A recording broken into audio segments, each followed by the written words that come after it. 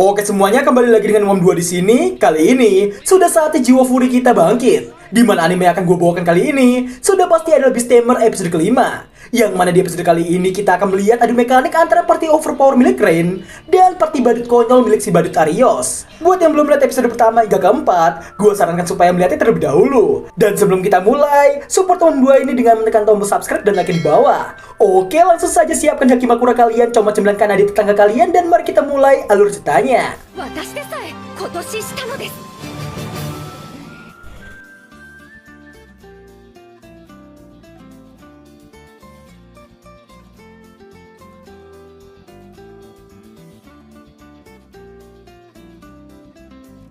Scene dibuka dengan diperlihatkan kelanjutan dari Rain dan kedua waifunya yang bertemu dengan party badut konyol yang sok keras. Rain kemudian mengajak Kanade dan Tania untuk pulang lewat jalan lain.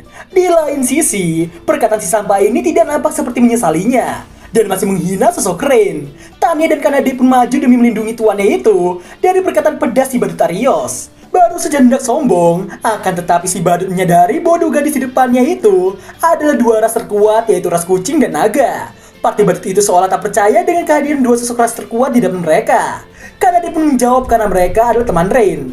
Si badut yang masih menyangkal fakta yang diberikan oleh Kanade justru kembali mengatai Rain dan menduga Rain telah tunduk pada mereka. Kanade pun meminta mereka untuk menjaga mulutnya dan memberitahukan bahwa Rain adalah tuan mereka. Party badut yang mendengarnya pun sontak menolak untuk mempercayai hal tersebut.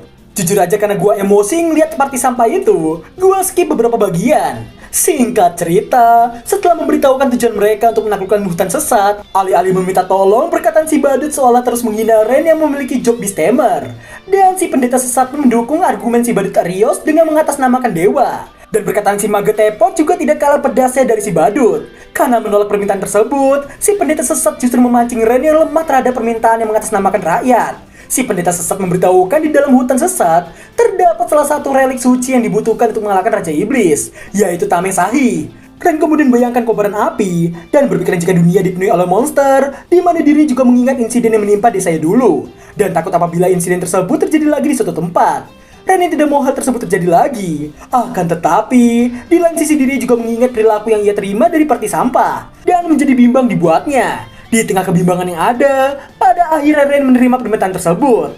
Bukan rasa terima kasih yang ia terima, melainkan pandangan merendahkanlah yang ia terima dari para sampah. Sesaat setelahnya, dua waifu Rain menghentikan mereka dan si badut pun menoleh sembari bertanya.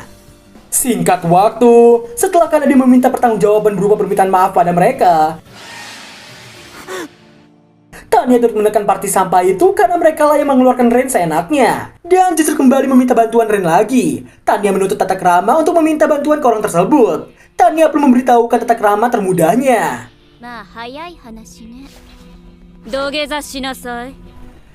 Mendengar itu tentu saja party badut sampah ini terkejut mendengarnya. Tania juga memberitahukan biasanya dirinya sudah menghanguskan mereka semua jika sudah kesal. Namun, Tania takut jika dimarahi oleh Rain dan meminta secara baik-baik untuk party badut sampah gak guna itu untuk menundukkan kepala kosong mereka ke tanah. Dengan begitu mereka akan membantu permintaan party sampah. Sesaat kemudian, si badut nampak emosi mendengarnya dan menyombongkan dirinya yang seorang badut. Sembari menolak bersujud dan masih menghina Rain dengan sebutan orang tak berguna, si botak bego turut sependapat dengan si badut. Dan si mage tepot turut menyombongkan diri dengan menyebut diri sendiri hebat. Bahkan si pendeta sesat turut menolak hal tersebut. Singkat waktu, setelah si badut menghina Tania dan Kanade dengan menyebut mereka sebagai hewan peliharaan dan mengatai mereka yang meski memiliki wujud menyerupai manusia, namun tetap seekor binatang. Ditambah, si badut mengatai Rain yang memungut mereka hanya untuk sebagai pemuas mata. Sesaat setelah dirinya dan waifunya direndahkan seperti itu,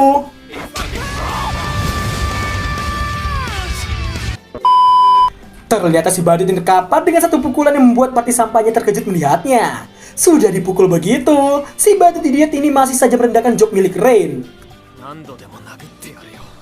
Dengan kerennya, Rain berkata dirinya tak akan memaafkan siapapun yang merendahkan kedua waifunya itu. Dan singkat waktu, pada akhirnya si badut menantang adu mekanik antara party sampahnya dan party overpower milik Rain. Rain pun menerima tantangan tersebut. Terlihat adu mekanik dibagi menjadi 3 bagian, karena dibayuan sama si botak idiot. Di sisi Tania, diri harus solo versus squad lawan papan cucian dan pendeta sesat. Dan di sisi Rain, dirinya harus by one dengan si badut Arios. Kita beralih ke pertandingan pertama antara Kanade si gadis kucing melawan si botak idiot. Si botak nampak sudah sok keras karena beralasan dirinya selalu ingin adu mekanik dengan rasa terkuat. Kanade bertekad akan membuat si botak babak belur dan membuatnya meminta maaf pada Rain. Namun, si botak nampak sama sekali tak berniat meminta maaf pada Rain dan masih mengatai Rain dengan menyebutnya lemah. Kanade mendengarnya pun nampak bersiap dan langsung melesat maju. Si botak nampak bisa menahannya meski sedikit terdorong. Kanade kemudian berniat menyerangnya lagi. Dan si botak nampak kewalahan dalam menahan serangan berat Kanade. Dan Kanade nampak terus menyerang tanpa ada tanda berhenti. Kanade kemudian memanas-manasi si botak yang memiliki kekuatan cetek baginya. Mendengar yang membuat si botak terpancing dan ketika membuat Kanade menunduk, si botak nampak menciptakan api dari pedangnya itu. Kanade yang terkejut pun hanya bisa terdiam dan si botak nampak mengeluarkan jurus rahasianya. Akan tetapi, bagaikan menendang kecoa terbang, si botak dibuat terkejut karena jurus rahasianya ditangkis dengan sangat mudahnya. Kanade kemudian merasa tertipu karena ia kira jurus si botak itu kuat, namun ternyata sangatlah lemah baginya. Si botak beralasan party sampahnya membutuhkan Rain, maka dari itu dirinya menahan diri untuk tidak membunuh Kanade.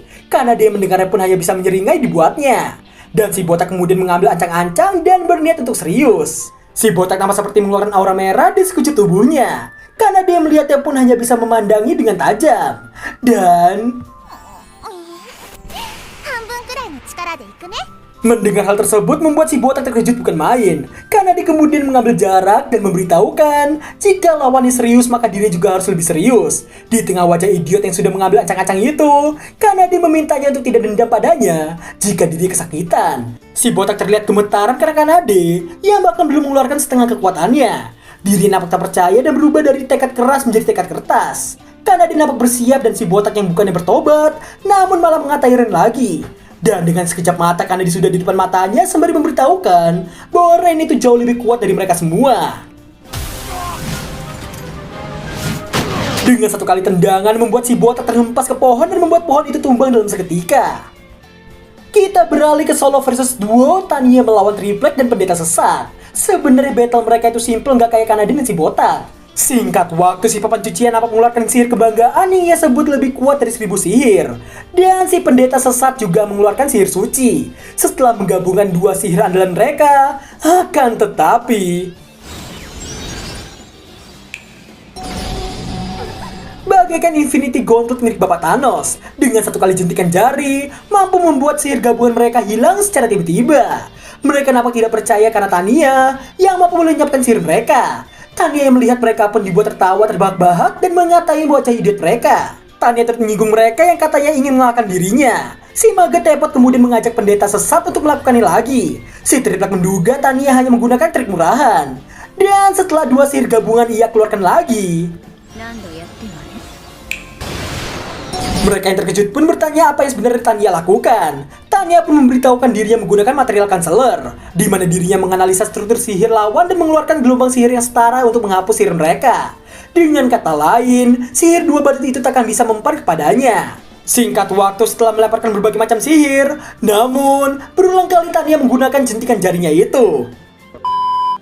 Di tengah kewalahan di dua sampah ini, mereka masih membanggakan diri dan mengatai Tanya yang bodoh untuk tunduk di hadapan kekuatan dewa. Tanya yang mendengar itu semua menganggap itu adalah hal yang konyol. Dengan penuh keyakinan, Tanya memberitahukan bahwa Rain bisa menundukkan 10.000 hewan buas dan kelak bahkan akan menundukkan dewa sekalipun. Setelahnya, dua badut itu nampak tidak menyerah, namun lagi dan lagi, sihir mereka dimentahkan begitu saja.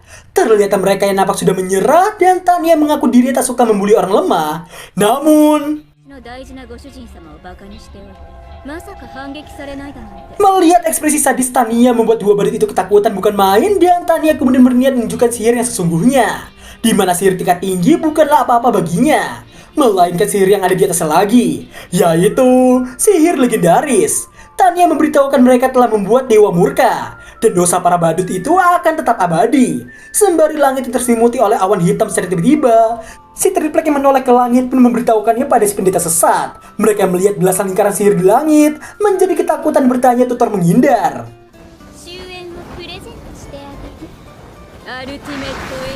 Terlihat ada belasan meteor yang siap menghantam dua semut di hadapannya itu. Di tengah ketegangan yang diberikan oleh Tanya, kedua badut itu justru meminta satu sama lain untuk menghancurkan sihir Tanya itu. Di saat meteor sudah meluncur, Tanya nampak memandang dengan menyeramkannya dan di tengah dua badut yang histeris, rupanya Tanya hanya menggertak mereka saja dan pertarungan itu dimenangkan oleh Tanya. Singkat cerita, dari semua battle yang ada, cuma battle Rain versus si badut yang bakal gua singkat. Intinya si Rain ini diserang bertubi-tubi namun masih mampu menghindarinya. Meski baju si compang-camping akibat serangan tersebut, Rain nampak mengamati situasi dan pergerakan si badut. Akan tetapi Rain tak merasakan ancaman seperti saat melawan Tanya sebelumnya. Terlihat si badut yang akan menghunuskan pedangnya itu dan singkat waktu, setelah melihat serangan Rain yang overpower, si badut nampak tidak percaya karena pergerakan Rain yang berubah. Setelah menghindari serangan si badut, dengan sekejap mata Rain mampu mendekat dan memberitahukan bahwa itulah kekuatan Beast Tamer yang selama ini dihina olehnya. Setelah memberitahukan sumber kekuatannya, di mana Rain telah mengamati gaya bertarung si badut bahkan ketika masih berada di partinya dulu. Setelah meminta Rain untuk diam, Rain nampak dengan santainya menghindari serangan tersebut. Dan singkat cerita, setelah si badut menyerang Rain dengan sihir petirnya itu, Rain dan si badut nampak beradu kekuatan antara petir dan api. Belum selesai flexing sihirnya, si badut nampak terkejut karena sihir dasar Rain yang mampu menangkal sihir petirnya. Dalam hati, Rain nampak percaya diri dengan kekuatan yang ia dapat dari Tanya. Dan setelah menghindari banyak serangan sihir si badut, di saat yang terakhir, Rain mengakui akan sulit menahan serangan sihir si badut hanya dengan sihir dasar. Sembari menoleh dan hendak menggunakan cara bertarungnya sendiri, si badut nampak menerjang dan ini yang terjadi. Serangan si badut berhenti secara mendadak dan dirinya merasakan tubuhnya yang mati rasa. Ketika si badut terduduk, Rain memberitahukan dulu dirinya pernah mengatakan bahwa dirinya bisa menjinakkan serangga. Dan rupanya, di tangan Rain sudah terdapat si lebah yang memiliki racun lumpuh. Si badut yang terkejut dan bertanya kapan Rain melakukannya. Rain memberitahukan dirinya menjinakkan RB di tengah pertarungan tadi.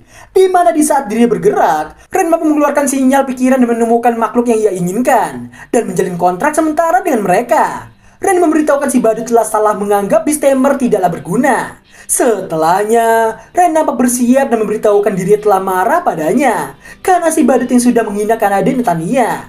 Si badut kemudian memohon pengampunan dan berubah dari badut menjadi sampah pemohon. Rain yang mengingat masa lalunya memberitahukan semua telah berakhir. Terlihat Rain yang hanya meninju ke tanah sekitaran si sampah dan merasa cukup dengan kondisi si badut sampah yang telah pingsan.